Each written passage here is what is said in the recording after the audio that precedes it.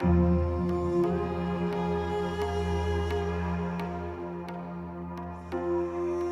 my name's Jeremy Gilley.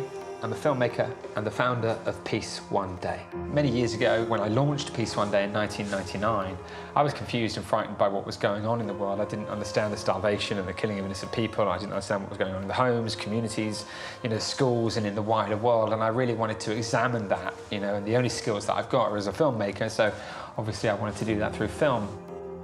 I had some questions like, is humankind fundamentally evil? Is the destruction of the world inevitable?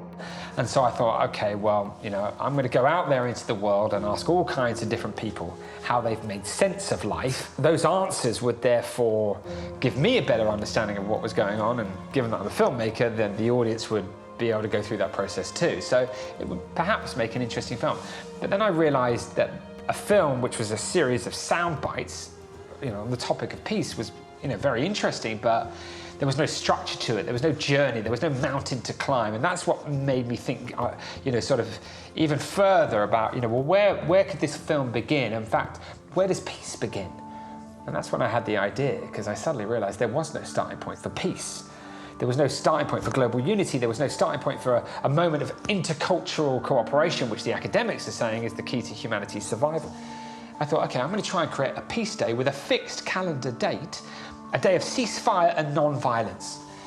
And I'm going to try and do that, not knowing anything about politics or the UN or anything, but I'll try and do it.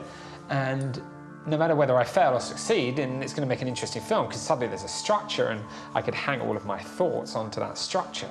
My experience of conflict is that those who are involved in it, and unfortunately in my work I see a great deal of this, long for even a day of peace. That's what they say to me. If this would only stop for a day, it has the practical impact of allowing access of humanitarian aid, access of information, freedom of movement, relief from the pressure and tension of not knowing where the next bomb or bullet may come from. That to me is an idea whose time has come. Well, what happened was that idea was embraced by people all over the world, and suddenly everybody was inviting me everywhere. The Dalai Lama, Shimon Peres, Amr Musa, the Secretary General of the OAU, as it then was, Mary Robinson. I was in Burundi, Somalia, Gaza, the West Bank, India, Sri Lanka, Costa Rica, North America, obviously the UK. I mean, I was traveling everywhere, Australia, Asia. I was really, getting into the heart of all of this and really speaking to men and women and children, and really trying to see if I could understand were there any practical benefits for this day. I mean, what were those benefits?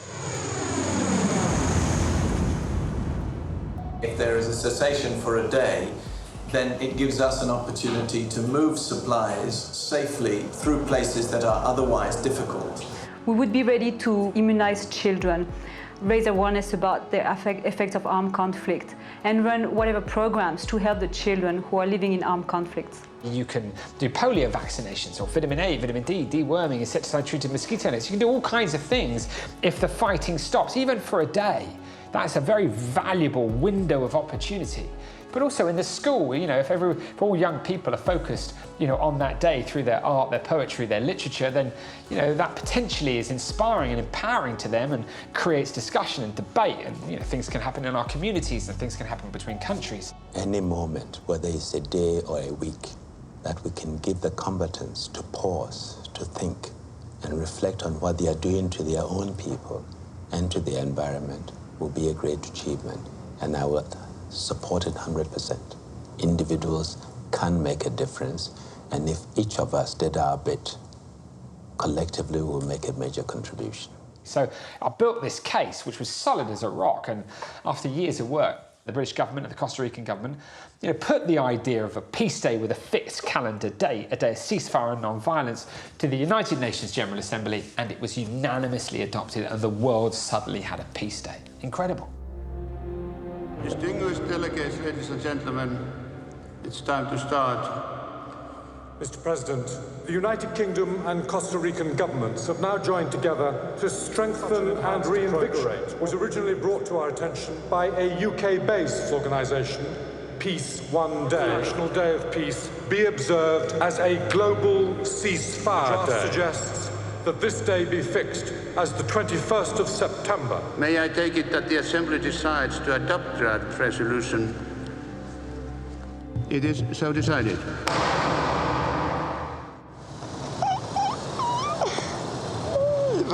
You know those things that you have in court that you whack? They whack one of them. I can see clearly now, the rain is gone.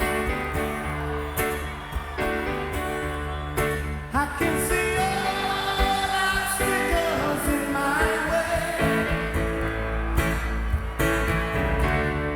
Gone on the dark clouds that had me blind. It's gonna be the bright sunshine day. You know, I travelled the world, as you saw, hearing people talk about all of the practical activities we've created this day, and now we need to see them occur. Just coming in here this evening, it's a barrage of flashes, it's cameras, it's questions, it's something that you've not experienced before, and it's like it's just the strangest thing, but it's something that absolutely necessary to get this kind of message across. And it's very interesting, this type of filmmaking, how it's going to turn, good or bad. I think it's amazing, and I also love that he's going to stand the course, waiting for the ceasefire to properly show itself. I'll stay with you. We'll see how it goes. I thought, actually, you know, I was going to, stop. I was going to make that movie about creating that day. But then I could hear the cynic. When I was showing the film around film festivals around the world, I could hear the cynics saying, yeah, it's just a day. It's never going to work. Nobody's going to stop. And that really worried me, that having created a day of peace, people didn't believe that it would actually work because they weren't believing in peace. And that's fatal, that's terrible, that's dangerous. We've got to make sure that young people do not take on those kind of feelings and those beliefs, because humanity needs us to be very open. It needs us to believe that peace is possible and that great change could occur. So that's why I decided, okay, I'm going to carry on filming, I'll make another movie. And that film was going to be about trying to make it work in Afghanistan. And Jude Law travelled with me, amazing ambassador for peace one day, produces all my stuff now with me, great friend, amazing guy, and really just what he's done over the years has been extraordinary. After a few years of setting the whole thing up, we managed to get a door open in Afghanistan, and obviously the United Nations were phenomenally supportive, the Secretary General and the Special Representative for the Secretary General in Afghanistan, etc. All of that opened right up, and we went to Afghanistan and we met with all of the UN teams and ISAF and NATO and President Karzai and local NGOs and doctors and elders and teachers, and went on radio and held press conferences and built this kind of energy and this kind of call to action, which was to say, look, the 21st of September is coming, let's utilize this day, let's see if we can stop the fighting in Afghanistan, have the Taliban involved, and as a consequence of all that, maybe carry out incredible humanitarian activity. The realities of this country are stacked against us. We'll have to overcome that sense of, is this possible, is it achievable, is it naive? It will be a Herculean task. We are joining with Peace One Day to make this call across the world for all fighters to lay down their arms, peace so we can vaccinate children, feed the hungry, peace so mediators can come in and find lasting truth, peace for true democracy, development, and human rights. All credit to everybody involved, all the agencies, etc. It worked, and the head of the Mujahideen wrote a letter stating that humanitarian workers would not be harmed. Because of that window, because of that peace day, because of that ceasefire being held, that allowed UNICEF and WHO and other agencies to take 10,000 vaccinators into areas you couldn't normally go. They vaccinated 1.4 million children against polio. And at that point I knew, well, that was a moment.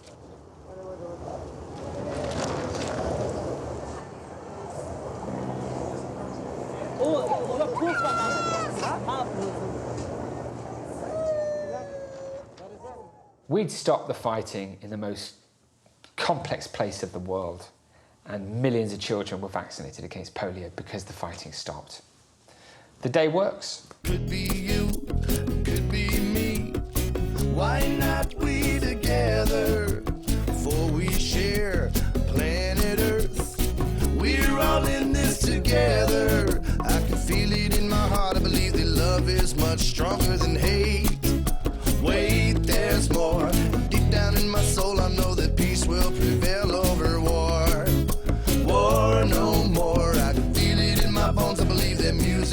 change the world. Yeah, I can feel it in my bones. I believe that music can change the world. Yes, it can. The vision of Peace One Day is to institutionalize Peace Day, making it a day that's self-sustaining. The goal for us is to make sure that 3 billion people are aware of the day by 2016. 3 billion people being aware of Peace Day, 21st of September, a day of ceasefire and non-violence, by 2016. And that number is realistic. 3 billion people, I believe, will be aware of this day. And at that point, I think it'll be self-sustaining. So it's an incredible opportunity for you now to become part of this process so that your children will say to you, it's Peace Day today. And you'll go, yeah, I know, I helped institutionalize it. I think of institutionalizing something as making it have a concrete reality that is accepted by everyone that encounters it. In the case of Peace Day, it would be a day that everyone counts on occurring, that's meaningful to them, has an existence beyond someone telling them that this day is designated Peace Day. You know, the way a movement is created starts small, with a small number of people believing passionately in it and spreading the idea to the 99% that aren't aware of it. So using celebrities, using famous people, political leaders, is a way of getting that critical mass. But at some level, until you get the whole world participating, you haven't really succeeded. The only reason this is going to be a success is because we all become part of it, that we all own the day, and we're just messengers, we're not the message. The idea of having a peace day where we can allow barriers to come down, allow people to get in with much needed aid and medical supplies is a fantastic idea that I support wholeheartedly. The properties that I'm utilising that are helping us to really get the message out there are varied, and we're sort of using all sectors of society in this process. So One Day, One Goal is a football campaign. There are people playing football all over the world. There are all kinds of people utilising sport on the day. One Day, One Dance, another campaign. There will be people dancing in well over 100 countries this year. Perfect way. It doesn't cost money. Dancing on the day is a great, great campaign. Set for Peace. Peace Day this year is a Saturday, yeah? And therefore there were going to be DJs all over the world who were DJing. Hello, I'm Idris Elba. Hey, I'm Nile Rodgers. My name is David Morales. And I just want to send a shout out to all DJs. Big, small, whatever you are. Join me in dedicating your set for Set for Peace on September 21st, 2013. Matter of fact, dedicate your set every day for peace. It's a massive cause. I'm going to do it, and I want you to do it too. Art, did this incredible work with Jay Chapman, getting artists involved, creating objects of art with AK-47s. It was a beautiful concept. This is a tangible way of at least doing something. To get a bunch of artists to actually kind of think, well, this is a great idea. And actually, in a depoliticised time, that's actually quite an enormous stride forward, I think. Having this association with something which actually is really, really concrete. And then there's Life-Saving, which is a series of coalitions, and this is where the massive numbers happen. I first started off with an NGO coalition, a domestic violence coalition, and a student coalition. We now have a faith coalition and a corporate coalition. And that coalition is led by an organisation. So like Interpeace leading the NGO coalition, EDV leading the domestic violence coalition, Religions for Peace leading the faith coalition, Unilever, Paul Polman leading the corporate coalition, and the European Student Union leading the student coalition. And so suddenly there's a spokesperson for it and a leading organisation who then with us filter down to all of the NGOs within that sector, and obviously lots of people therefore become involved. And then we as messengers will then, obviously communicate that information out to as many people in the world as we possibly can. The success of Jeremy's organization are already remarkable. In fact, by 2016, we estimate that they will reach 3 billion people with their campaigning, nearly half the population of the planet.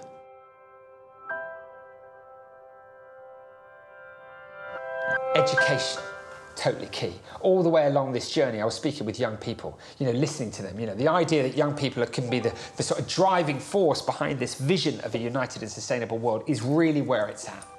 If we're going to lift the level of consciousness around the fundamental issues that humanity faces, then it's because we've given a peace resource tools for young people to become peacemakers, to resolve their conflicts in their schools, in their homes, in their communities, and in the wider world. Proper tools, training young people to be peacemakers, to interculturally cooperate on a scale that humanity's never known. This is my suggestion. When you go around the world and find a group of people who will do what you do, but in their country, then go to another country and do the same thing, so it'll make your thing more powerful.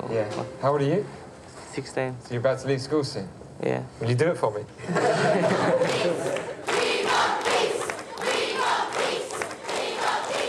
The social media is obviously absolutely key and central. We've got to create an annual experience which is completely global, where peace is at the heart of it, but there are celebrations and there's music and there's movies and there's films and there's spoken word, and let's create something really constructive and entertaining and engaging and amazing. And that's what this show, you're looking at. That's the beginnings of this, and I hope we're going to, over the next few years, really create something phenomenally special with your help. We got given the Carnegie Wattler Peace Prize at the Peace Palace a few years ago, and that's what created this relationship where they then asked me to produce this show tonight to mark 100 years of the Peace Palace, one of the greatest courts of the world, in one of the most beautiful cities, The Hague, where pretty much the international community around the issues of peace and international law have been based for hundreds of years. So I'm very, very proud that you're going to see a show later in front of the Peace Palace. So us doing an annual celebration is what we've always done. Elton John performing last year, and people like Annie Lennox being there for us from the beginning, and incredible artists who've always worked with us. And then film, I'm a filmmaker, so making films like this, this is where it's at, isn't it? Being constructive with the camera, is everything. You used to say the pen is mightier than the sword. For me, the camera is, it's much mightier. Point it in the right direction with the right kind of question. Be constructive, don't blame, don't shame, don't ridicule, and just be powerful with it, but in a peaceful way. I love that. We love what Peace One Day is doing. It's trying to make life better for other people, trying to make the world better. Business people want to have impact. They want the world to be different. They want to measure it, and they want to see it. And you've built something that's going to scale to, again, we're not talking about millions, we're talking about hundreds of millions, we're talking about billions.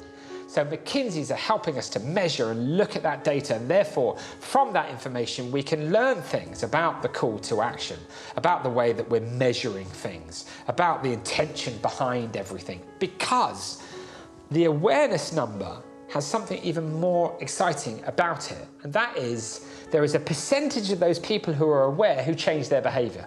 So in 2012, there were 280 million people aware of the day. About 2% of those 280 million, about 5.6 million people, were more peaceful in their behaviour, i.e., a school, for example. A school observes the day, everybody's involved, including the children. They're all thinking differently about their relationships with one another, and therefore they're being more peaceful, and therefore they're not bullying. And you can measure that. It's really simple. The teacher says there was no bullying in my school today because everybody was thinking about peace and talking about peace and being sensitive to the way they were relating with each other. So it's incredible. And that's what makes me want to get up every day and just work as hard as I possibly can, because I know that every conversation I have, if it's touching 100 people, potentially 4 of those people are going to be less violent. I mean, it's not as cut and dry as that, is it? But, it's amazing.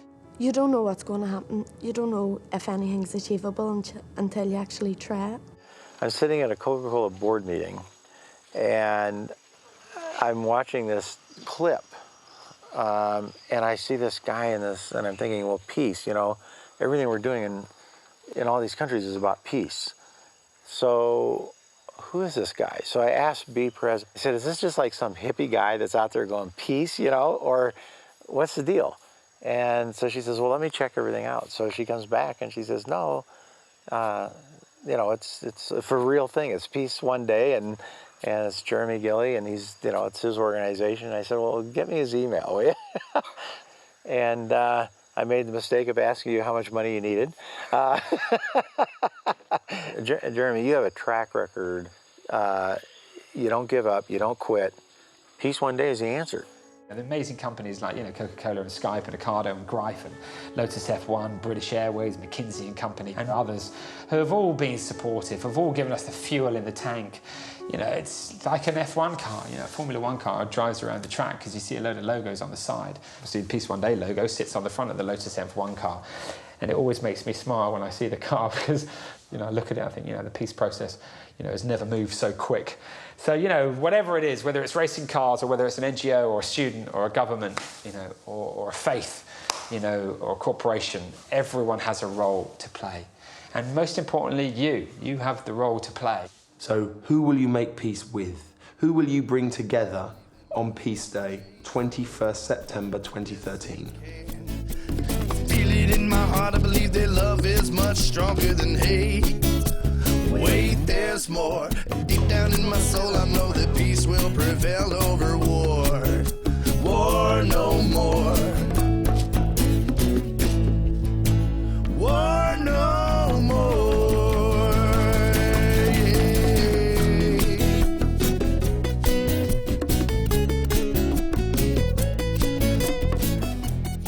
So let's do it. Let's stand up on September 21st.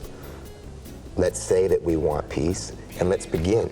On 21st September, there should be no violence, no conflict, no fighting at every level of society for at least a day.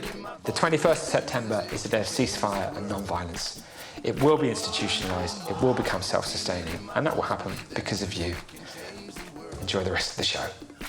I feel it in my bones, I believe that music can change the world. War no more. I feel it in my bones, I believe that music can change the world. Let me hear you say war no more.